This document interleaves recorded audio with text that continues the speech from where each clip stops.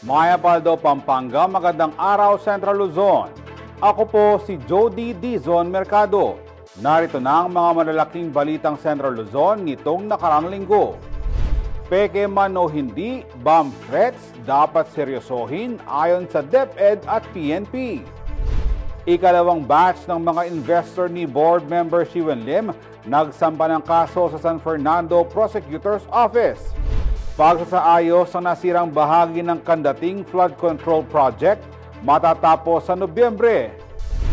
Mga pelikulang tampok sa Japanese Film Festival 2025, libreng mapapanood sa Pampanga simula October 18. Paskong Kapampangan sa Laos Group Complex, ramdam na. First ever two-day community market, binuksan. Nabulabog ang katahimikan ng mga paaralan sa Pampanga matapos ang sunod-sunod na banta ng pagbobomba mula sa mga anonymous user sa social media. Babala ng kapulisan, huwag umanong gawing biro ang bomb threats dahil ito ay isang krimen. Patuloy rin ang kanilang investigasyon para matukoy ang nasa likod ng insidente. Naritong report ni Raymond Tasoy. Nitong Lunes, October 6, nakatanggap ng bomb threat ang 5 universidad at kolehiyo, kabilang ang Pampanga State University sa Bacolod, Mexico Campus, Pampanga College sa Macabebe, Holy Cross College sa Santa Ana, at Our Lady of Fatima University sa City of San Fernando. Kinabukasan, October 7, nakatanggap rin ng kaparehong banta ang University of the Assumption, National University Clark at Angeles City National Trade School. Sumunod naman itong Miyerkules, October 8, ang City College of Angeles at Pampanga High School. Agad na nagpatupad ng suspension of classes at evacuation ng mga paaralan para sa investigasyon ng Pampanga Provincial Police, katuwang ang Explosive and Ordnance Division o EOD ng Police Regional Office 3. Habang ang mga estudyante nag-aalala sa kanilang kaligtasan at nanawagan na tigilan ang pagpapakalat ng maling impormasyon. So hindi ko po sure if totoo pa po ba yung sinasabi nila or nakikisabay lang po sila sa trend. Nakaka-worry din po siya sa family kasi po meron po mga parents na medyo Tapos nagwo-worry po sila for safety ng mga students kasi po yun nga po, hindi po nila alam if totoo pa po ba yung mga balita na kumakalat. Kasi ang peaceful po dati ng school tapos biglang out of nowhere may bomb threats po. Ako po nangangamba po ako sa kaligtasan ko po dahil po hindi po natin alam kung totoo po yung bomb threat na yun o gawa-gawa lang po. Tigilan na po nila yung pagpapakalat ng maling impormasyon dahil po marami po yung mga naapektuhan dito. Ayon kay Rosalyn Faye Muli, Assistant Schools Division Superintendent ng Department of Education o DepEd Angeles City, bukod sa pangamba, may epekto rin sa pag-aaral ng mga estudyante ang paulit-ulit na kanselasyon ng klase. It will again add up to that learning loss na mayroon na ina-address pa rin natin, no? Kasi ito nga ay magkaroon ng pagkansela ng klase. So again, mabibinbin kung ano man ang expected na competency na dapat sana itatalakayin ng ating mga guro together with the learners on that day na nagkaroon ng bomb threats nga, makakancel yon. So it will be taken for another day. So again, it will add up to that file of na cancellation of classes. Be it a fake news or what, it really causes disturbance in the entire school populace. Gayunpaman, binigyang diin ni Muli na dapat unahin pa rin ang kaligtasan ng lahat dahil kung hindi ito seseryosohin, maaari itong magdulot ng malaking panganib. Ayon naman kay Arlene James Pagaduan, presidente ng Assert Central Luzon, hindi lamang sa mga mag-aaral may epekto ang bomb threat dahil maging ang mga guro, apektado rin lalo na't sila ang may mabigat na responsibilidad sa mga estudyante bilang kanilang ikalawang magulang. Dahil dito, kailangan din aniyang turuan at ihanda ang mga guro at magulang kung paano tutugon sa mga ganitong sitwasyon. Kung siya ang makikitaan agad ng pinanghinaan ng loob o pagkatakot o pagpapanik, ay maaapektuhan na rin kaagad yung mga mag-aaral. Kaya nga sabi ko kanina, dapat yata mag-provide din ng ating mga authorities sa DepEd at saka sa CHED ng mga training para sa mga ganitong sitwasyon. Hindi naman sa gusto nating meron pa mga susunod, kundi nakahanda tayo sa mga ganitong mga pangyayari para alam natin yung ating. Matapos ang serye ng mga insidente, Kalaunay idineklara naman ng mga otoridad na false bomb threats lamang ang mga kumakalat na post. Sa kabila nito, hindi raw dapat isawalang bahala ang mga bomb threat na natatanggap, lalo na't nakasaalang-alang dito ang kaligtasan ng karamihan, ayon kay Police Colonel Eugene Marcelo, Provincial Director ng Pampanga Provincial Police Office. Kasi we will always take that seriously po, no? Dahil hindi po natin alam kung ano yung talagang kapasidad nito. Kaya lahat po ng measures na ginagawa po natin para masiguro na safety yung ating mag-aaral at saka yung mga school authorities as well as yung mga community nandun sa area. Tiniyak ni Marcelo na mas pinaigting na ang seguridad sa mga paaralan habang nagpapatuloy ang investigasyon upang matukoy ang nasa likod ng mga naturang banta. Hinimok din ni Marcelo na ma-educate ang mga guro, school admins, at pati na ang mga magulang sa pagtukoy at pagsusuri sa mga impormasyong dapat tingnan sa bomb threats na kanilang maaaring matanggap. Sa ngayon, patuloy raw ang kanilang investigasyon para matukoy ang suspect sa mga sunod-sunod na banta ng pambobomba sa mga paaralan. Ani Marcelo, hindi titigil ang kapulisan hanggat walang napananagot. Bomb joke, hindi po biro ito. Hindi nakakatawa. Ito po isang krimen. Pag ito ay napatunayan at nahuli siya, ito po ay mananagot sa after Section 6 ng Article 10175 na may kaparusahan na 10 to 12 years if kung tama. No? Ganun po ang bigat nito kasi 1 degree higher to in the use of ICT. Rest assured po ang kapulisan ng Pampanga Police Provincial Office ay nakatutok dito. We are proactively ensuring na ang mga estudyante natin, ang school authorities, community, ay safety po. Alala rin po dun sa gumagawa nito. May karampatang kaparusahan po ito. No? Let us be responsible. Let us think before we click. No? Kasi po itong bomb joke, hindi po nakakatawa. Ito po ay isang krimen. Samantala, nagpahayag din ng pangamba ang Karapatan Central Luzon. Bagamat kinikilala nila ang mabilis na aksyon ng mga otoridad, hindi raw dapat isakripisyo ang mga karapatang sibil sa ngalan ng seguridad. Giit ng grupo, dapat isagawa ang investigasyon ng may transparency, due process, at paggalang sa karapatang pantao. Binigyang diin nila na ang ganitong mga banta ay maaaring magamit para mabigyang katwiran ang labis na presensya ng pulisya, surveillance, at kontrol lalo na sa public spaces gaya ng mga paaralan. Panawagan ng Karapatan CL, isang evidence-based at rights-compliant na investigasyon, gayon din ang maprotektahan ng mga estudyante, guro at sibilyan laban sa red tagging at harassment. Kasama si Ashley Punzalan, Raymond Tasoy, CLTV 36 News. Matapos ang sunod-sunod na bomb threat sa ilang paaralan sa Pampanga nitong mga nakarang araw, ipinatupad na ang mas mahigpit na seguridad sa mga entry point ng ilang institusyon. Base sa Facebook post ng The Angelite, ang official publication ng Holy Angel University o HAU, nagsagawa na ng bag inspection ang mga security guard sa entrance ng universidad simula nga nitong Huwebes, October 9. Ganito rin ang safety measure na ipinatutupad sa City College of Angeles o CCA matapos makatanggap ng banta ng pamobomba nitong Miyerkules, October 8, ini-inspeksyon din ang mga sasakyan na pumapasok sa loob ng campus. Nagpatupad naman ng No ID, No Entry policy sa UP Diliman Extension Program sa Pampanga at Olongapo. Epektibo ito sa lahat ng estudyante at empleyado ng universidad. Samantala, mariin namang kinokondena ni 1st District Representative Carmelo Pogi Lazatin ang series of bomb threats sa mga paaralan. Nanawagan din ng kongresista sa publiko na itigil na ang pagpapakalat ng maling impormasyon dahil hindi ito nakabubuti sa kapakanan ng mga mag-aaral. Tiniyak din ni Lazatin na bukas ang kanyang opisina para sa pakikipagtulungan sa mga ahensya na nag-iimbestiga sa mga insidente. Kailangan maging pangunahing tagapagbantay ang mga lokal na opisyal sa pagpapatupad ng infrastructure project sa bansa, ayon kay Pangulong Ferdinand Marcos Jr. Anya, nag-uugat ang mga maanumalyang proyekto sa limitadong partisipasyon ng local chief executives sa implementasyon ng mga ito.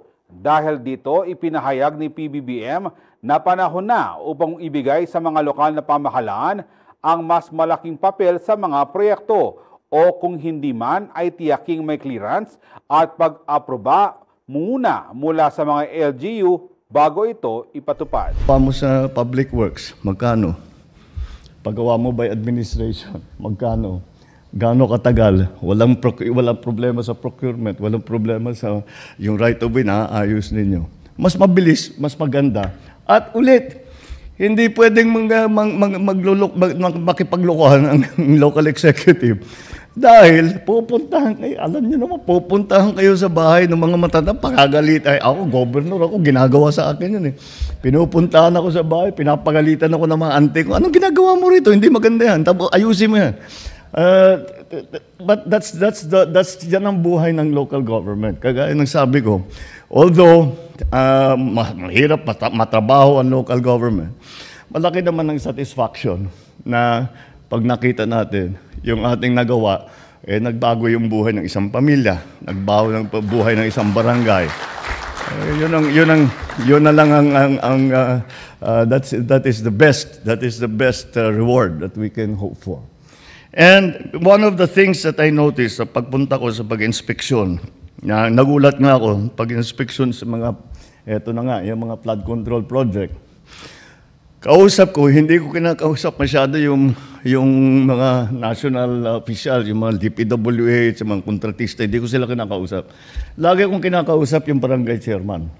Tinatanong ko sa barangay chairman, kailan nag-start tong project to? Sinong gumawa? Kailan natapos? Siyempre, silang nakakaalam. Dahil araw-araw nilang pinupuntahan yun. Araw-araw nila dinadaanan nila yung project o yung walang project. So, nagulat lang ako. Nung kausap ko yung isang chairman sa Bulacan, sabi niya, sir, wala nang approval, wala nang acceptance ngayon. Nagulat ako dahil ng governor ako, hindi namin tatanggapin ang project kung hindi accepted ng local government.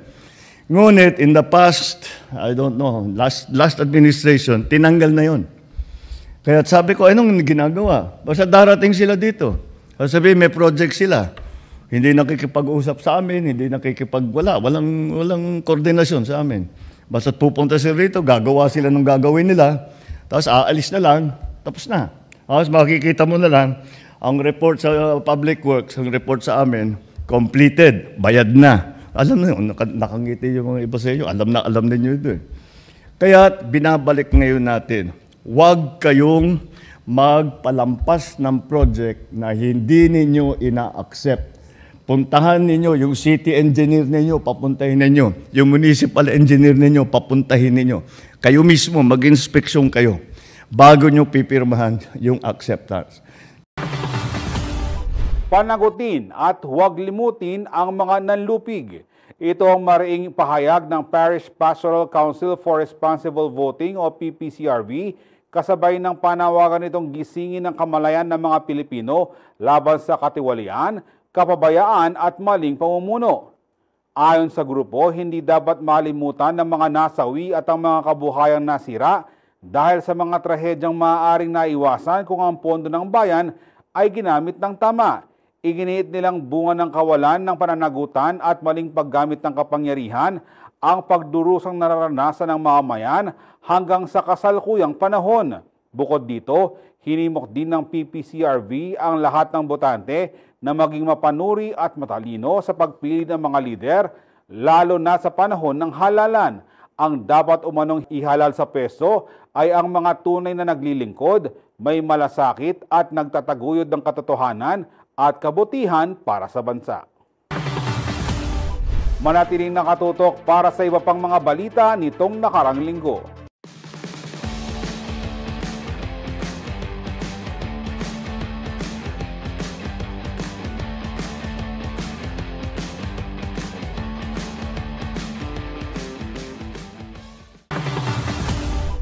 At nagbabalik ang CLTV 36 News Recap at sa iba pang mga balita. Nagsampa ng reklamo laban kay Pampanga 3rd District Board Member Siwan Lim ang 25 katao ngayong nitong hapon ng Lunes, October 6. Bit-bit ang mga kahon-kahong ebidensya at mga isinumpaang salaysay na nagsasaad ng umano'y panlilinlang sa investment scheme na inalok ng opisyal. Tinungo ng mga complainant ang City Prosecutor's Office ng San Fernando. Ayon sa kanila na ikalawang batch na nang nagdemanda kay Lim, ginamit umano ng vlogger turned board member ang social media upang makahikayat ng mga mamumuhunan sa iba't ibang negosyo tulad ng restaurant, construction company at manufacturing ng sapatos. Sa naunang panayam ni Lim sa CLTV 36 News, sinabi niyang nalugi lamang siya kaya't hindi niya agad nabayaran ang kanyang mga investors. Git pa ng opisyal, handa siyang magbayad ng paunti-unti sa mga pinagkakautangan. Gayunman, kasong large-scale swindling o estafa ang isinampa laban sa kanya ng mga biktima. Ayon sa ilan sa kanila, scam scheme umano ang nangyari dahil sa pare-parehong paraan ng panghihikayat kabilang ang mga alok ng interes na too good to be true.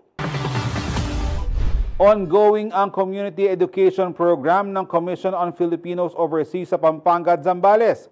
Layunin nitong palawakin ang kaalaman ng mga lokal na pamahalaan tungkol sa migration at palakasin laban kontra human trafficking. Narito ang report.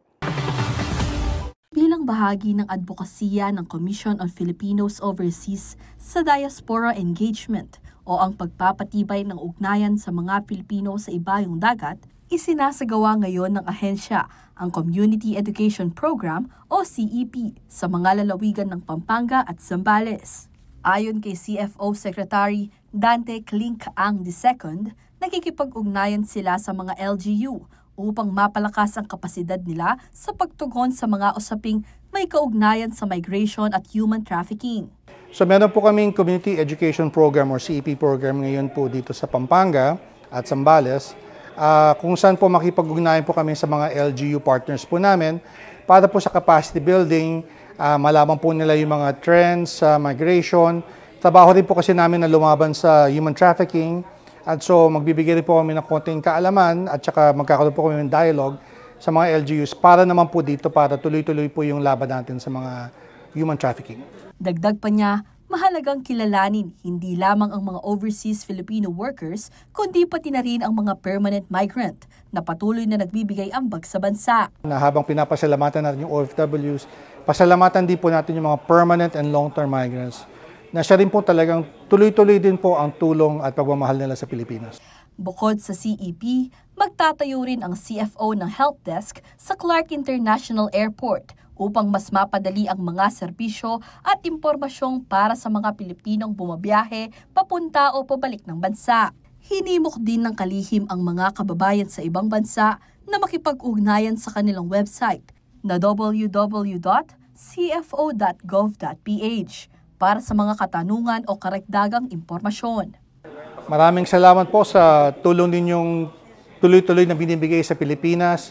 Kung gusto niyo pong makipag-ugnayan pa sa mga kababayan po natin dito sa atin for investment, for trading, for tourism, at kung gusto niyo cultural immersion, para sa mga anak niyo po, please visit our website po, www.cfo.gov.ph. Kasama si Azel Fernando, Ashley Punzalan, CLTV 36 News. Patuloy na pinapalakas ng DABFAR ang industriya ng tilapia sa bansa. Isa sa kanilang mga inisyatiba ang ginanap na Second National Tilapia Dialogue 2025 kung saan tinalakay ng mga eksperto at stakeholder ang mga isyong kinakaharap ng sektor at ang mga hakbang para sa mas mapataas ang produksyon at mapatatag palalo ang industriya. Magbabalita si Rainiela Tugay.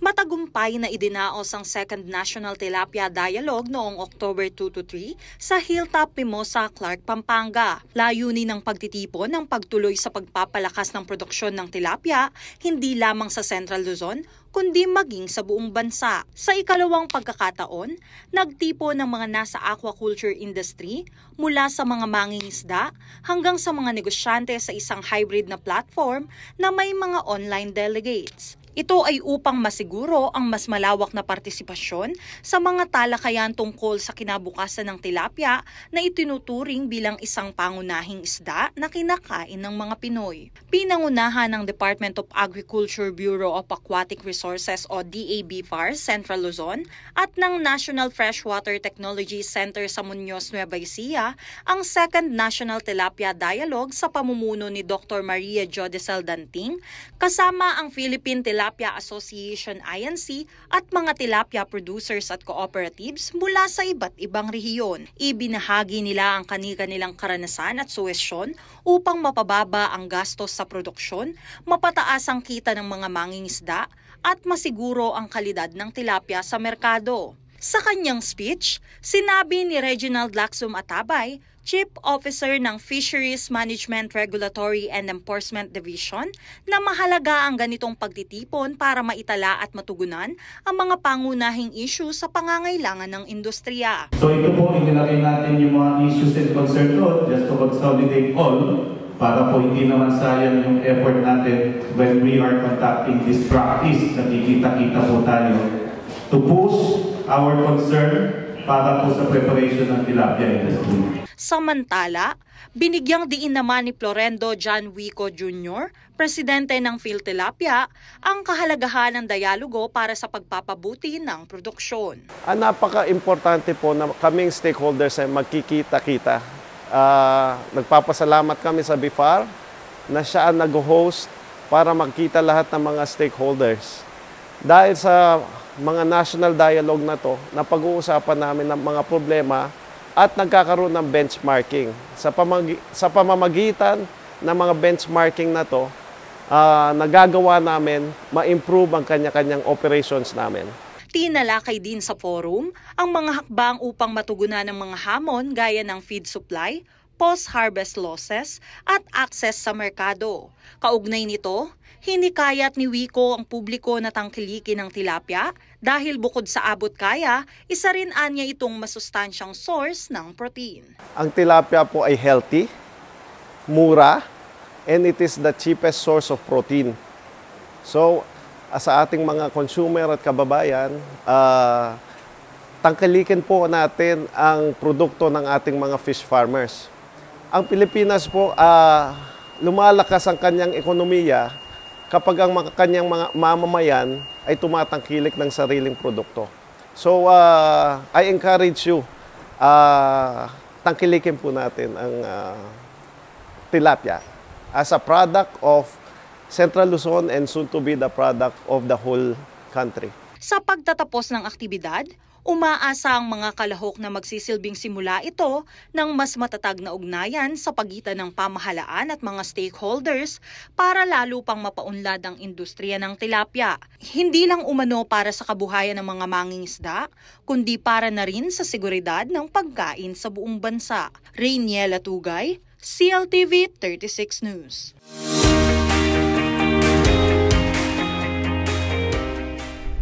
Pinaplansa na ng Department of Education Region 3 at ng Provincial Government of Pampanga ang nakatakdang operasyon ng Pampanga Community College sa bayan ng Mexico. Hanggang ditong mabigyan ng oportunidad ang mga senior high school na walang kakayanang makapag-aral ng kolehiyo. Ang detalye sa ulat na ito.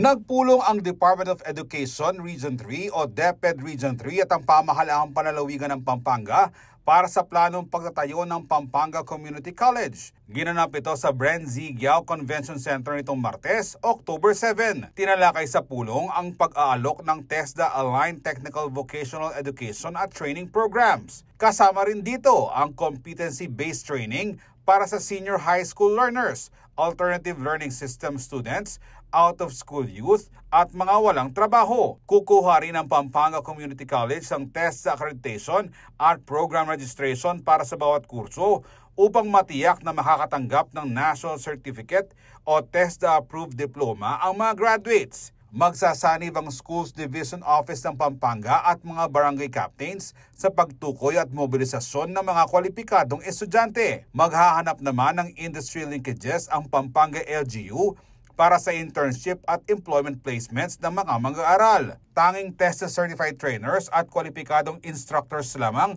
ang mangangasiwa sa pagsasanay upang masiguro na akma ito sa pangangailangan ng iba't ibang industriya. Inaasahang ilunsad ang kolehiyo sa darating na Nobyembre sa dating San Roque Rehabilitation Center sa bayan ng Mexico. Plano rin itong palawigin sa iba't ibang bahagi ng lalawigan. Nauna nang napag-usapan ng inisyatibang ito ng DepEd at Kapitolyo kasama ang TESDA at Commission on Higher Education itong Setyembre. Sinundan ito ng stakeholders meeting kung saan sinuri ng DepEd engineers ang lugar para sa mga kakailanganing pagsasaayos at pagkukumpuni. Layunin ng itatayong Pampanga Community College na tugunan ang lumalaking bilang ng mga senior high school learners na hindi makapagpatuloy ng pag-aaral dahil sa limitadong oportunidad. Ako si Jody Dizon Mercado para sa CLTV 36 News.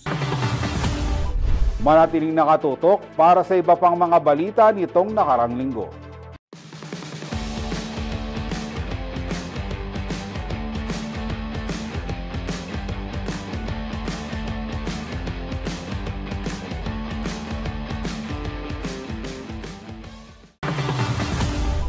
Nagbabalik ang CLTV 36 News Recap at sa iba pang mga balita.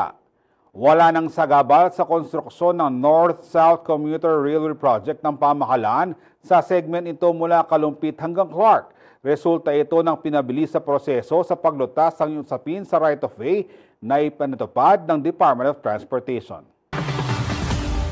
Nalutas na raw ng Department of Transportation o DOTR ang mga issue sa right-of-way sa 6 na lugar mula Kalumpit, Bulacan hanggang Clark Freeport Zone, Pampanga na magpahabilis sa konstruksyon ng North-South Commuter Railway o NSCR Extension Project. Kabilang sa mga lugar na natugunan, ang right-of-way ang Clark International Airport, SM Clark, Barangay Pulumbulo sa Angeles City, Barangay Santo Niño sa San Fernando, Barangay San Vicente sa Apalit, at Barangay Iba Este sa Kalumpit. Ayon kay Transportation Acting Secretary Giovanni Lopez, bunga raw ito ng pagpupursige ng right-of-way and site acquisition team. Pinasalamatan ng opisyal ang suporta at kooperasyon ng mga LGU ng Angeles, Mabalacat, San Fernando at mga LGU ng Apalit, Minalin, Santa Tomas, Kalumpit, Malolos, maging ng provincial government ng Pampanga at Bulacan upang maituloy na ang naantalang proyekto. Tiwala naman ng kagawaran na matatapos ang lahat ng right-of-way requirements sa northern section ng Malolos Clark Extension sa kalagitnaan ng 2026, habang patapos na rin ang konstruksyon ng Malolos Station. Samantala, target ng ahensya na makumpleto ang right-of-way acquisition sa 9 na istasyon sa southern section bago matapos ang taon. Nasa 98% na rin ang right-of-way acquisition para sa Banlik Depot kasabay ng mabilisang utility relocation sa lugar. Ako si Jody Dizon Mercado para sa CLTV 36 News. May mga Chinese firms na sumali sa bidding para sa Bataan-Cavite Interlink Bridge, pero tiniyak ng DPWH walang anumang dapat ikabahala rito. Ayon kay Secretary Vince Dizon, strengthened ang mga patakaran at babantayang maiging naturang proseso para manatili itong patas at transparent. Ang buong detalye sa report na ito. Hindi raw nababahala si Department of Public Works and Highways o DPWH Secretary Vince Dizon sa pagsali ng mga Chinese company sa bidding ng Bataan-Cavite Interlink Bridge o BCIB. Ayon kay Dizon, may mga patakaran na titiyak sa integridad ng proseso at hindi papayagan ng mga blacklisted at may bad record na construction firms. Kasama rin daw mangangasiwa sa bidding ang Asian Development Bank o ADB na isa sa mga magpopondo sa proyekto. Giit ng kalihim, nakapagtayo na rin ng maraming proyekto sa bansa ang ilang Chinese firms gaya ng mga tulay sa Metro Manila. Sa pagbubukas ng financial bids para sa BCIB Contract Package 1, pinakamababa ang inihain ng China Harbor Engineering Company sa halagang 4.87 billion pesos. Sinundan ito ng Beijing Urban Construction Group Co. Ltd. At China Wuyiko Ltd. na parehong may bid na 5.87 billion pesos. Mahigit 6 billion pesos naman ang bid ng Sino Road and Bridge Group Co. Ltd. At joint venture ng Hunan Road and Bridge Construction Group Co. Ltd. at China Civil Engineering Construction Corporation. Habang lampas sa 7 billion pesos ang financial bids ng POSCO ENC Santa Clara Joint Venture, EI-PMI Joint Venture at DM Consunhi. Isa sa flagship projects ng pamahalaan ng BCIB na inaasahang magpapaiksi ng biyahe mula Bataan papuntang Cavite sa 45 minutes at makatutulong din sa pagluwag ng trapiko. Gagastusan ng proyekto ng 3 bilyong dolyar ng Asian Development Bank at ng Asian Infrastructure Investment Bank. Ako si Jody Dizon Mercado para sa CLTV 36 News. Makukumpleto sa Nobyembre ang pagsasaayos sa nasirang bahagi ng Kanating Flood Control Project sa Arayat, Pampanga. Iginiit ng Edmarie Construction and Trading na wala raw double funding sa proyekto dahil sakop pa ito ng warranty. Narito ang balita. Patuloy raw ang ginagawang pagsasaayos ng Edmarie Construction and Trading sa kanilang proyekto sa Barangay Kandating, Arayat, Pampanga. Tiniyak ng kumpanya na matatapos na sa huling linggo ng Nobyembre ngayong taon ang pagsasaayos ng isang bahagi ng flood mitigation project sa nasabing lugar na dinadaluyan ng Pampanga River. Ayon kay Engineer Edgar Sagum, owner ng Edmarie Construction and Trading, nakatutok sila sa proyekto at ongoing ang construction work sa gilid ng ilog. Kung wala raw magiging sagabal at pagkakaantala, partikular na ang matinding pag-ulan at bagyo, matatapos at makukumpleto ang proyekto sa takdang oras.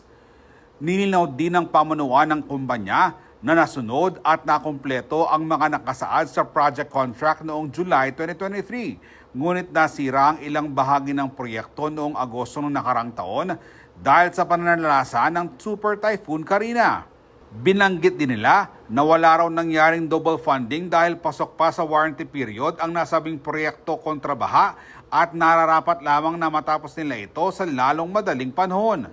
Sa ngayon, nasa 60-70% na ang natapos sa nasirang bahagi ng flood control project at ayon sa kumpanya, naaayon nito sa itinakdang schedule of construction.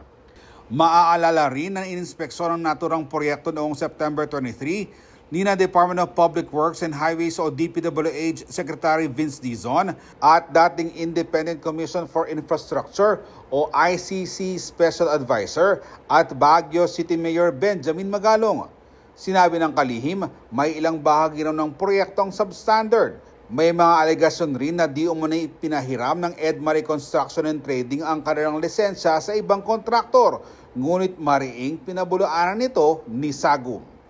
Ako si Jody Dizon Mercado para sa CLTV 36 News.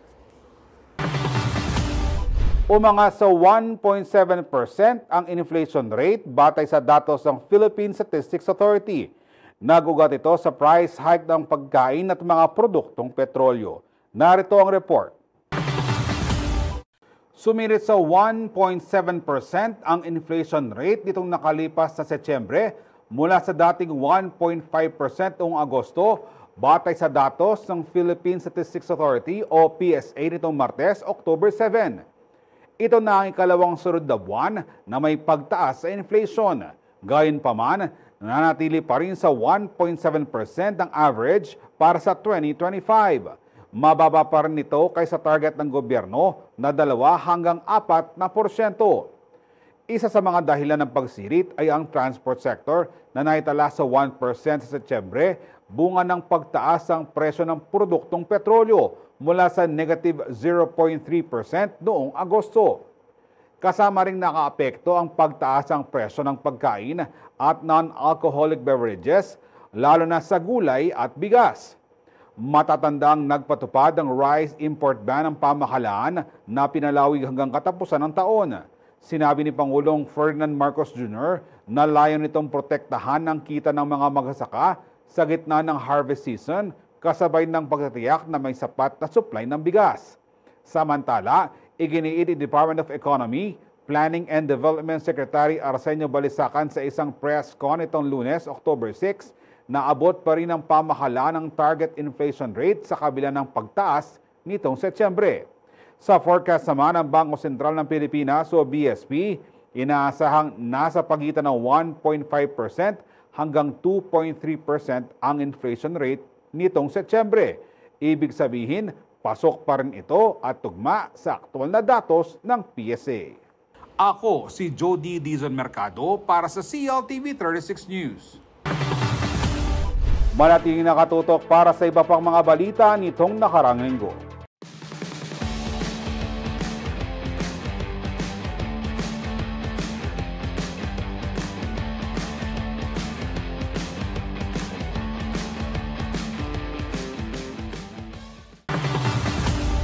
Nagbabalik ang CLTV 36 News Recap at sa iba pang mga balita. Kalusugan ng bawat Fernandino, ito naging sentro ng mensahe ni Mayor Vilma Balyacaluwag sa kanyang The First 100 Days Report. Ipiresenta niya ang mga proyekto at serbisyong medikal na isinusulong ng pamahalang panlungsod. Si Aisel Fernando ang may balita. This is one of the most challenging 100 days of my life. Ganito inilarawan ni City of San Fernando Mayor Vilma Balyacaluwag ang pagsisimula ng kanyang ikalawang termino sa ulat na The First 100 Days Report, resibo, patutukaring amano na ginanap sa Mini Convention Center Heroes Hall ng lungsod nitong Miyerkules, October 8. Sa kanyang ulat, binigyang diin ng alkalde na nananatiling pangunahing prioridad ng kanyang administrasyon ang kalusugan ng bawat Fernandino. Sa unang 3 buwan ng kanyang panunungkulan, inulunsad ng city government ang ilang proyektong layong gawing mas abot kamay at epesyente ang serbisyong medikal sa lungsod. Kabilang dito ang City of San Fernando People's Hospital, isang level 1 healthcare facility na may initial 99 bed capacity. Itatayo ito sa 7,500 square meter na lupang pagmamay-ari ng lungsod at 2,500 square meter na donasyong lupa mula sa pamilya ni Architect Jose Nunez Camiling. Unti-unti rin nating natutupad ang pangarap na City of San Fernando People's Hospital na may prinsipyo ng no balance billing at target maging fully operational by 2027. Ayon sa alkalde, nagpapatuloy ang koordinasyon ng pamahalang lungsod sa Department of Health at sa mga pribadong katuwang upang matiyak ang pagsisimula ng operasyon sa itinakdang panahon. Kasabay nito, patuloy ring pinapalakas ng lungsod ang mga serbisyong medikal sa health complex sa Civic Center, kabilang ang Fernandino Dialysis Center na nagbibigay ng libreng dialysis treatment at ang San Fernando Super Health Center na may primary care, dental, birthing, radiology, laboratory at ultrasound services.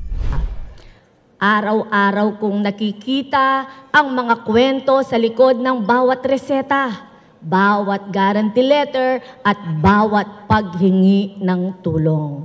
Kaya pagsusumikapan ko na sa San Fernando, ang kalusugan ay hindi luho, hindi pribilehiyo, kundi karapatan ng bawat Fernandino.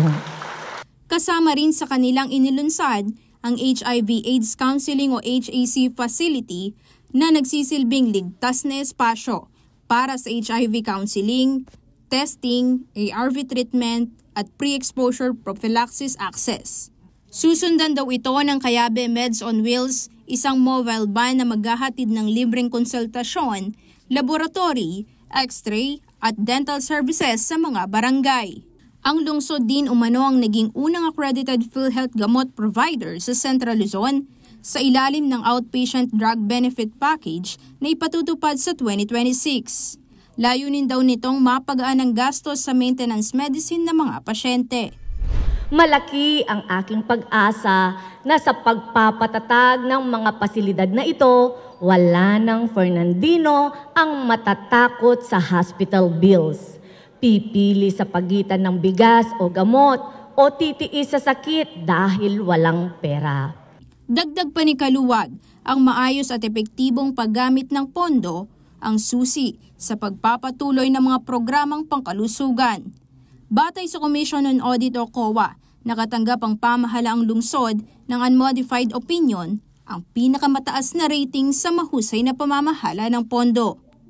Samantala, bahagi rin ng programa ang talumpati ni Vice Mayor Aurelio Brens Gonzales tungkol sa mga nagawa ng legislative branch, kabilang na ang mga hakbang ng ika-9 na sangguniang panlungsod. Uling in just 100 days, the newly elected councilors have already conducted 115 committee hearings and public hearings in aid of crafting effective resolutions and ordinances that will help the city of San Fernando. And speaking of effective legislation, I am proud to report that the 9th Sanggunian have already passed 96 resolutions and 9 ordinances. Nagpaabot din ng pasasalamat ang alkalde sa pakikipagtulungan ng Office of the Vice Mayor at 9 na konsehal ng lungsod. Sa tulong ng ating Vice Mayor Brens Gonzales at 9 sangguniang panglungsod, wala tayong hindi makakaya. At sa pagtatapos ng kanyang ulat, muling tiniyak ni Kaluwag ang kanyang paninindigan para sa tapat na pamamahala. Sa first 100 days, pinatunayan natin, good governance is not about power. It's about people.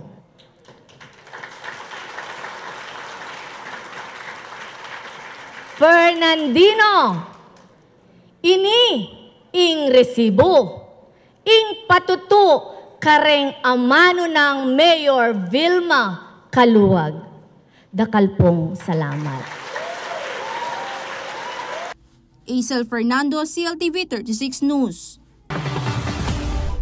Kabalen, iredo nyo na ang inyong sarili para sa kakaibang cinematic experience dahil nandito na sa Pampangang Japanese Film Festival 2025. Pero ang mas exciting news, libre itong mapapanood simula October 18 to 26 sa SM City Clark. Alamin ang buong lineup sa news na ito ni Danica Gino.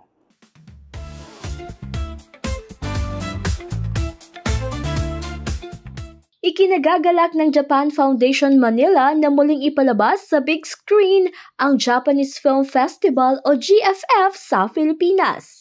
Ngayong taon, kabilang sa mga tampok na venue sa festival ang SM City Clark sa Pampanga, kung saan inaanyayahan ang mga Kapampangan at mga kalapit na lugar na makisama sa higit 1 linggong film showcase. Handog ng GFF 2025 ang lineup ng iba't ibang genre mula romance, comedy, hanggang blockbuster hits. Bubuksan ng festival sa pamamagitan ng 4K remaster ng Love Letter ni Shun Gey, isang timeless classic na mga mahilig sa hugot. Tampok din ang mga obra tulad ng Seven Samurai, Ghosts in the Shell, Spirit Away, A Samurai in Time, Cell at Work, live action, 18x2 Beyond Youthful Days, Mobile Suit Gundam Seed Freedom, at marami pang iba.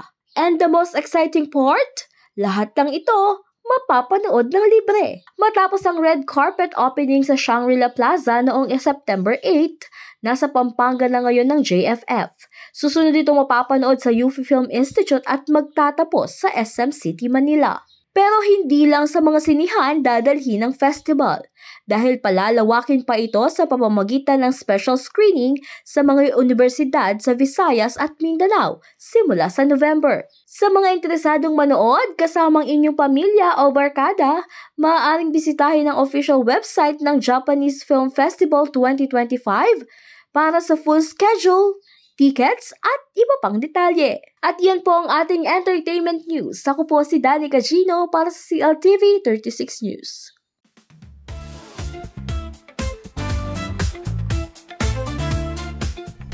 Muling nagningning ang gawang Fernandino sa pandaigdigang entablado matapos itampok sa Expo 2025 ang mga higating parol ng San Fernando sa loob ng Philippine Pavilion. Sagisag ito ng sining, kultura at pagkamalikhain ng mga Kapampangan. Naritong report ni Ashley Punzalan. the city's best gift to the world.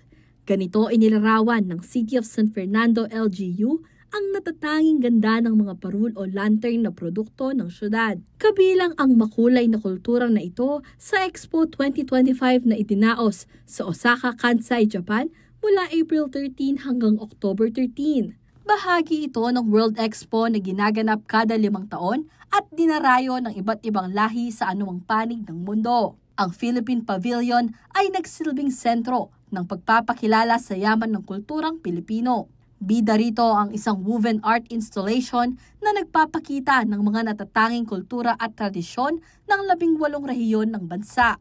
Tampok dito ang Giant Lantern Festival na kumakatawan sa masigla, makulay at masaganang pagkakakilanlan ng Central Luzon. Pag fini-feature yung parol abroad, and kung titignan natin, ang San Fernando Lantern is our best gift to the world.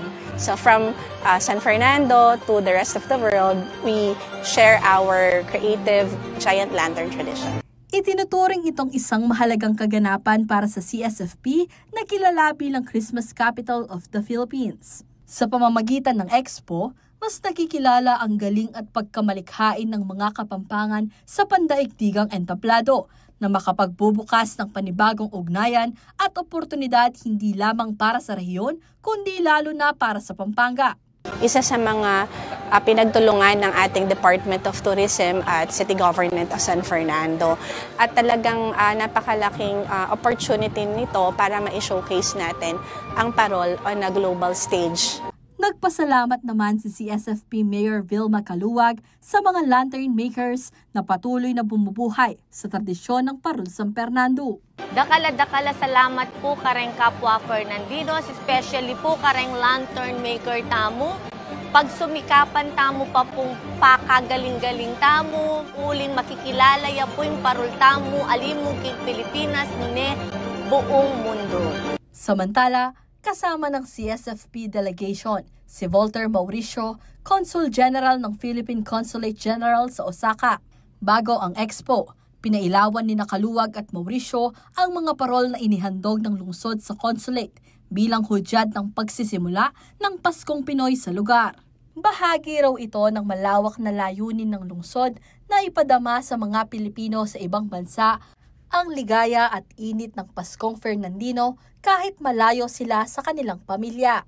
Ashley Punzalan, CLTV 36 News.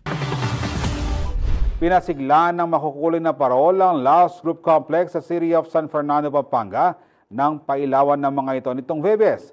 Hindi lang yan, binuksan din sa publiko ang first ever community market kung saan bida ang mga produktong gawang lokal at iba't ibang pagkain Kapampangan.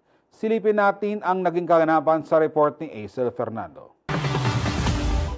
3, 2, 1! Ladies and gentlemen, Merry Christmas and Happy Holidays! Ramdam na ang simoy ng Paskong Kapampangan sa City of San Fernando, Pampanga matapos pailawan ang mga makukulay na parol at dekorasyon sa taunang lights-on ceremony sa Laos Group Complex nitong Huwebes, October 9. Kasabay nito, binuksan din sa publiko ang first ever 2-day community market sa complex sa pangunguna ng Pampanga-based event organizer na The Local Loop. Tampok dito ang mahigit 30 local merchants mula sa iba't ibang larangan, gaya ng pagkain, clothing, accessories at marami pang iba. We call this a flea market po. So for this one, in-organize po natin siya kasabay ng annual lights on ceremony ng Laos Group Complex po. So for this, yung idea po behind Local Loop is community events host po kami. We try to aim promoting local brands, so local, and at the same time to invite yung local community natin na mag-gather around. So dito po, ayan, you'll see a variety of merchants. May mga food services po tayo na mga. Layunin daw ng aktibidad na itaguyod ang local entrepreneurship at palakasin ang kabuhayan ng mga Kapampangan sa pamamagitan ng mga community event gaya nito. For small businesses po kasi, for them, minsan hindi sila na-expose. So sometimes they need the platform for them to showcase their products. So ayun, nung nag-start din po si Local Loop, yung aim po natin is to give small businesses platforms na mapakilala po yung sarili nila. So through this initiative po, napapakilala or mas nagiging accessible po sila sa market. Samantala, pinangunahan naman ng Laos Group of Companies ang pagpapailaw sa mga parol at dekorasyon sa paligid ng Laos Group Complex.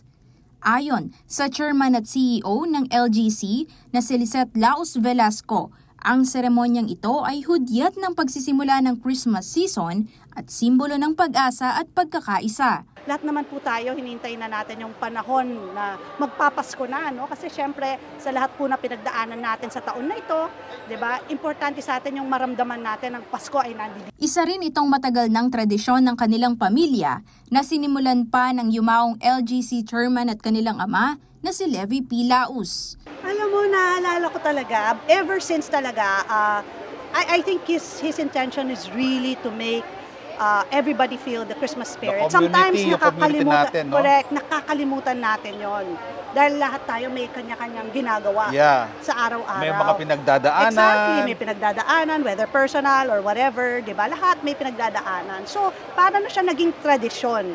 Normally, gagawin lang natin ito sa bahay. We don't even call it a lights on. We just say, let's do our Christmas decor, etc., etc. But, became now a tradition to celebrate and talagang to ignite the community spirit that Christmas is really upon us and to celebrate it with family and friends. Para sa mga hindi makakaabot sa 2-day community market, huwag mag-alala dahil pwede pa ring mamasyal, mag-picture, magkape at mag-chill sa mga restaurant at cafe tulad ng Nonos, Pancake House at Coffee Bean and Tea Leaf. Bring your family and friends at damhin ang saya ng Paskong Kapampangan sa Laos Group Complex. Aisel Fernando, CLTV 36 News.